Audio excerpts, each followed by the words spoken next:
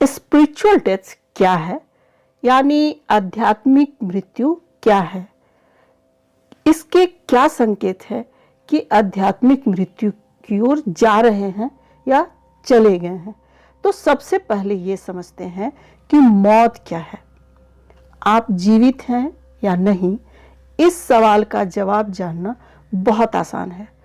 अगर आपकी सांसें चल रही है, आपका दिल धड़क रहा है, आपके नब्ज सामान्य हैं, तो निश्चित रूप से ये सभी संकेत इस बात की पुष्टि करते हैं कि शारीरिक रूप से आप जीवित हैं। लेकिन ये सभी संकेत केवल आपके शरीर तक ही सीमित है। यह सिर्फ आपके शारीरिक मृत्यु की ही बात करते हैं। अब समझते हैं कि अध्यात्म क्या है। जो लोग अध्यात्म की जरा भी समझ रखते हैं, वे इस बात को जानते हैं कि आपका शरीर आपकी उस आत्मा का घर है जिसे न तो मिटाया जा सकता है और न ही उसके अस्तित्व को समाप्त किया जा सकता है। आत्मा की कोई उम्र नहीं होती है, वह ना तो कभी मरती है और ना ही कभी बूढ़ी होती है। जब धरती पर उसका पूर्व निर्धारित समय समाप्त हो जाता है, तब वह अपनी उस अनंत यात्रा पर निकल पड़ती है जिसकी नियति उस परमात्मा के साथ मिलना है जहां से उसका उद्भव हुआ है। अब समझते हैं कि आध्यात्मिक मृत्यु क्या है। सामान्य व्यक्ति केवल इस शरीर की मृत्यु से ही परिचित है, लेकिन आध्यात्मिक मृत्यु की समझ बहुत ही कम लोगों में होती है। यह वह स्थिति है जब व्यक्ति का शरीर तो जीवित रहता है, लेकिन उसकी आत्मा का परमात्मा के साथ संबंध पूरी तरह से समाप्त हो जाता है। शारीरिक मृत्यु का अर्थ यही है कि जब आत्मा अपने मौजूदा जो शरीर है उसको त्याग कर नया शरीर धारण करने की तलाश में निकल पड़ती है, जबकि आध्यात्मिक मृत्यु का महत्व इससे कहीं ज़्यादा है। क्या आपको भी अपने भीतर अकेलेपन या खालीपन का एहसास होता है? क्या आपको भी उस परमात्मा पर विश्वास कम होता जा रहा है? संभवतः आप भी आध्यात्मिक मृत्यु की स्थिति से गुजर रहे हैं। आगे हम कुछ संकेतों के बारे में बात करेंगे जो इस बात की पुष्टि करेगा कि आध्यात्मिक मृत्यु की ओर जा रहे हैं या नहीं। तो पहला संकेत है कि आपकी तरफ से किसी भी प्रकार का कोई प्रयास, किसी प्रकार की कोई चेष्टा का न रहना।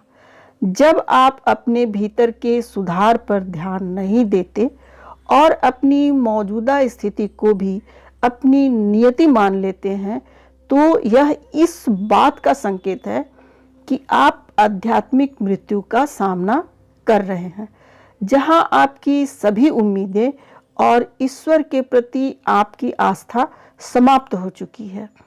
जब आप अपने पापों को स्थायी मान लेते हैं, अपने उद्देश्यों को पूरा करना अब आपको संभव नहीं लगता, तो यह इस बात का संकेत है कि स्वयं ईश्वर आपकी मदद नहीं करना चाहते। आपकी आत्मा का परमात्मा के साथ जो संबंध था वह अब टूट चुका है। दूसरा संकेत, जब आप अपने भीतर किसी भी अन्य व्यक्ति के लिए दया और सहानुभूति का भाव समाप्त हो जाए, तो यह इस बात का संकेत हो सकता है कि आपके दिल में बहुत पीड़ा और पाप भरा हुआ है। जब व्यक्ति की स्थिति इस तरह की हो जाती है, तब उसका ईश्वर के साथ किसी प्रकार का कोई संबंध नहीं रहता। जब आपके दिल में इतनी पीड़ा होती है कि दूसरों के दर्द को समझने की काबिलियत ही समाप्त हो जाती है, तो यह स्थिति आपके आध्यात्मिक रूप से मृत्यु होने की बात कहती है। अब तीसरे संकेत की बात करते हैं। जैसा कि हमने आपको पहले ही बताया कि आध्यात्मिक मृत्यु का सटीक अर्थ यही है कि जब व्यक्ति ईश्वर के साथ अपने संबंध तोड़ लेता है या अपने कर्मों की वजह से उसकी आत्मा का परमात्मा के साथ रिश्ता समाप्त हो चुका है। जब ऐसी स्थिति आती है तब व्यक्ति ईश्वर से जुड़े किसी भी तथ्य को समझ नहीं पाता। उसे अपने अस्तित्व के विषय में कुछ समझना नहीं होता, ना ही वह परमात्मा की उपलब्धि को लेकर ही गंभीर होता है। ऐसे व्यक्ति का ईश्वर से जुड़े किसी भी प्रमाण पर विश्वास नहीं होता है, ना ही उनसे जुड़ी बातों को कुछ सीखना चाहता है। अब जानते हैं अगले संकेत के बारे में। ये दुनिया पाप और पुण्य जैसी बातों में विभाजित है। जब व्यक्ति इन दोनों को अवधारणाओं से ऊपर उठ जाता है, यानी दोनों ही अवधारणा पाप और पुण्य से ऊपर उठ जाता है, तो कहीं न कहीं वह स्वयं अपने पतन का मार्ग तैयार कर रहा होता है। अपने द्वारा की गई किसी गलती या पाप का पश्चाताप करने का विचार भी मन में न आए तो यह एक आध्यात्मिक मृत्यु की ओर जाने का इशारा करता है। जब व्यक्ति किसी डर के बिना, यानी बिना डर के, किसी ग्लानि भाव के, बिना किसी अच्छे बुरे की परवाह किए कर्म करता है तो उसके भीतर की गुणवत्ता जो होती है वो पूरी तरह समाप्त हो जाती है। ऐसे व्यक्ति का शरीर भले ही जीवित होता है, लेकिन उसकी जो आत्मा है वह पूरी तरह से मर चुकी होती है, जिसे आध्यात्म की दुनिया में आध्यात्मिक मृत्यु कहा जाता है। ये वीडियो यदि आपको अच्छी लगी तो इसे लाइक करें, शेयर करें और सब्सक्राइब करें। साथ ही बेल आइकन को भी प्रेस कर दें, जिससे नए वीडियो के अपलोड करते ही आपको नोटिफिकेशन मिल जाए। आप अपने बहुमूल्य कमेंट जरूर करें, जो कि मुझे काफ़ी मोटिवेट करते हैं।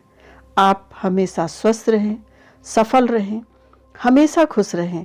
इसी कामना के साथ मिलते हैं नेक्स्ट वीडियो में।